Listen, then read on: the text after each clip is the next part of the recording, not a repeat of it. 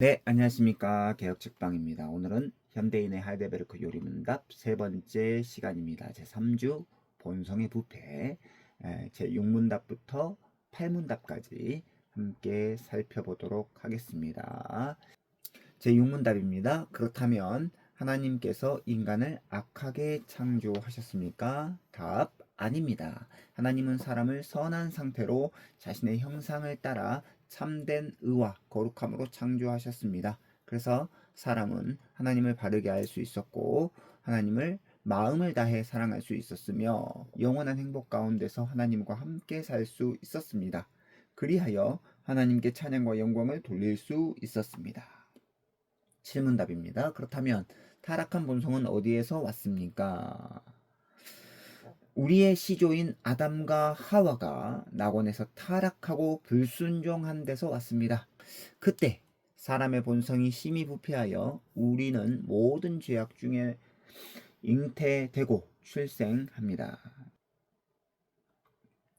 제8문답입니다. 그렇다면 우리는 선은 조금도 행할 수 없으며 온갖 악만 행하는 성향을 지니고 있습니까? 답, 그렇습니다. 우리가 하나님의 성령으로 새롭게 태어나지 않는다면 참으로 그렇습니다. 선은 조금도 행할 수 없으며 온갖 악만 행하는 성향을 지니고 있냐 할 때 그렇습니다. 참으로 그렇습니다. 라고 이렇게 두 번 반복하는 것은 강조하는 것이죠. 정말로 그렇다는 것입니다. 근거 구절로는 총 8개의 성경 구절이 있는데요. 함께 읽어보도록 하겠습니다. 창세기 1장 31절 하나님이 지으신 모든 것을 보시니 보시기에 심히 좋았더라. 창세기 1장 26절 하나님이 이르시되 우리의 형상을 따라 우리의 모양대로 우리가 사람을 만들고 에베소서 4장 24절입니다. 하나님을 따라 의와 진리의 거룩함으로 지으심을 받은 새 사람을 입으라. 골로새서 3장 10절 새 사람을 입었으니 이는 자기를 창조하신 이의 형상을 따라 지식에까지 새롭게 하심을 입은 자니라.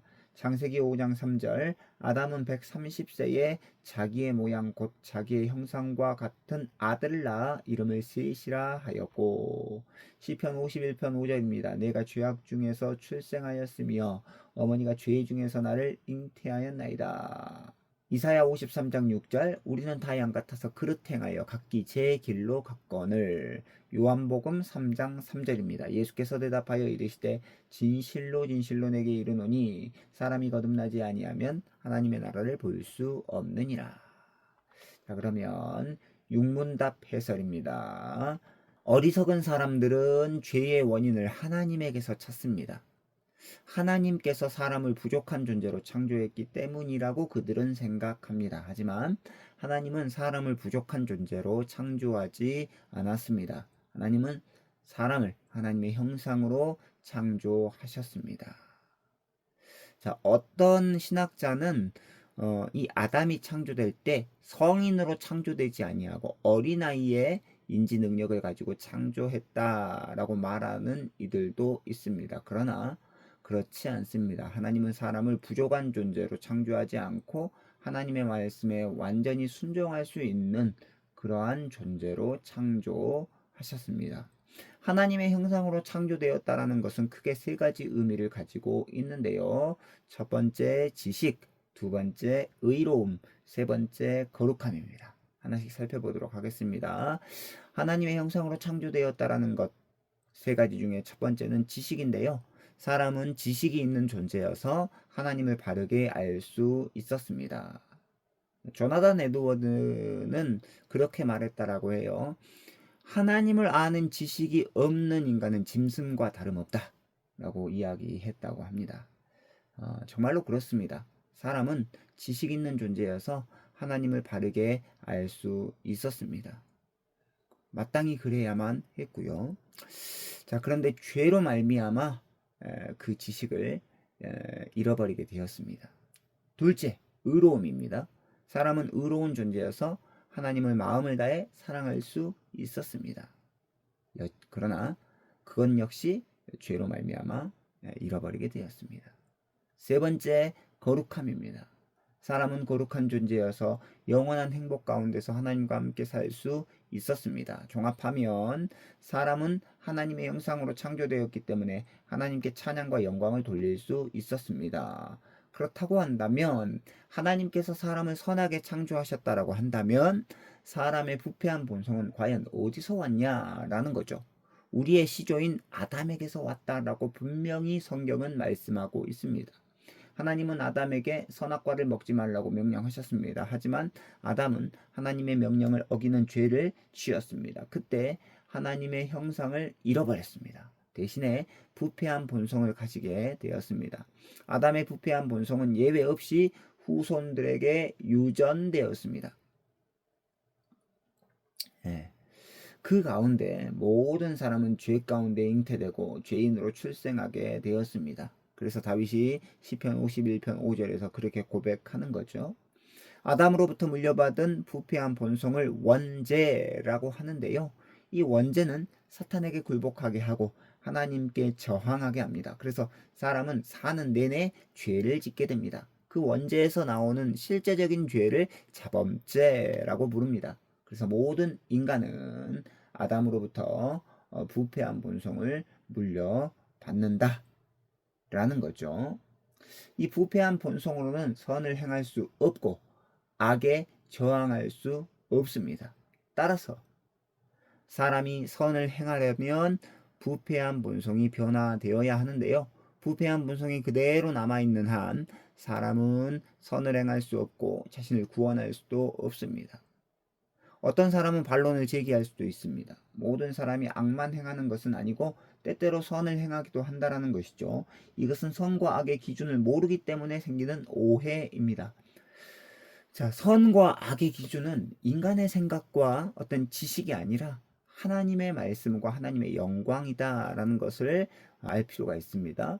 하나님의 말씀대로 하나님의 영광을 위해서 행한 것만 참된 선이다라는 거죠. 그 외의 것들은 사람에게는 선해 보여도 하나님에게는 악에 불과하다라는 것입니다. 그래서 사람들은 교육과 훈련을 통해 이 부패한 본성을 변화시키려고 하지만 사람의 힘으로는 부패한 본성을 변화시킬 수 없다라는 것이죠.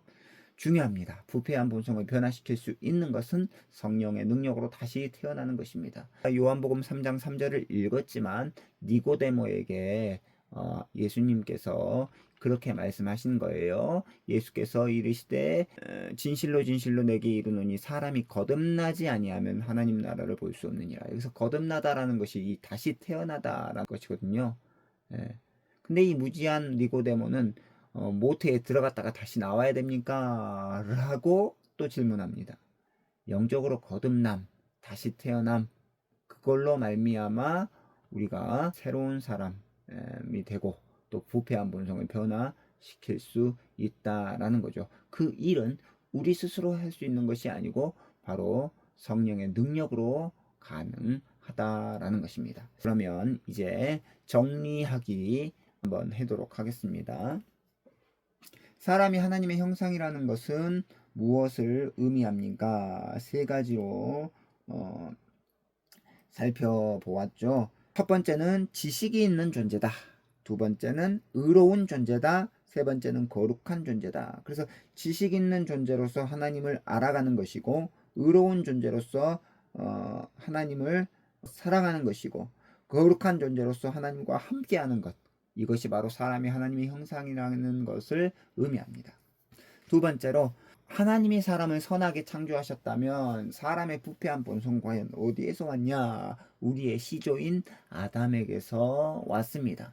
아담 한 사람으로 말미암아 죄가 세상에 들어오고 그 죄로 말미암아 모든 사람이 범죄하여서 사망에 처하게 되었습니다. 세 번째입니다. 선과 악의 기준은 무엇이냐라는 거죠. 그것은 사람의 어떤 생각과 사람의 어떤 판단에 의해서가 아니고 하나님의 말씀과 하나님의 영광이 선과 악의 기준이다라고 배웠습니다. 네 번째, 부패한 본성을 변화시키는 유일한 방법이 무엇일까요? 그것은 성령의 능력으로 다시 태어나는 것, 거듭나는 것을 의미합니다. 이것은 인간의 힘으로, 노력으로, 의지로 되는 것이 아니라 성령의 능력으로 되는 것이죠. 성령의 능력. 하나님께서 우리를 거듭나게 하셔야, 다시 태어나게 해 주셔야 우리의 부패한 본성을 변화시킬 수 있습니다. 여기까지 살펴보았고요.